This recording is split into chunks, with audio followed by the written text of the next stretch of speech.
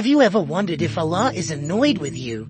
It's a question that can weigh heavily on the heart. But let's delve into understanding Allah's mercy and compassion. Unlike us humans, Allah is not prone to feelings of annoyance or anger.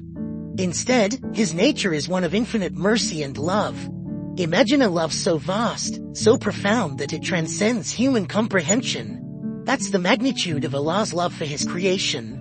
And with this love comes a willingness, a readiness to forgive and to guide.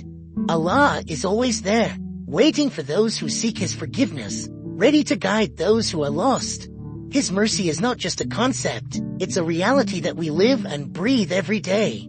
So when you feel like Allah might be annoyed with you, remember His infinite mercy and love. That's the key to understanding Allah's true nature and finding peace in our hearts. So what should you do if you feel like you've done something to displease Allah? Well, the answer is simple and profound.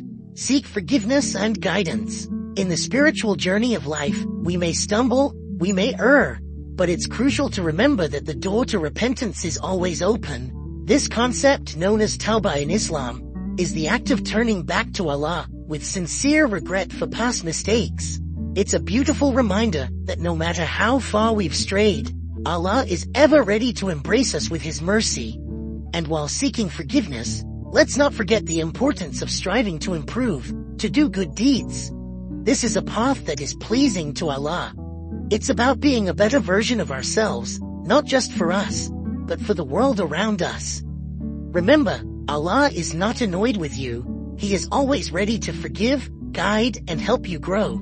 So, let go of your worries and turn to Him with a sincere heart.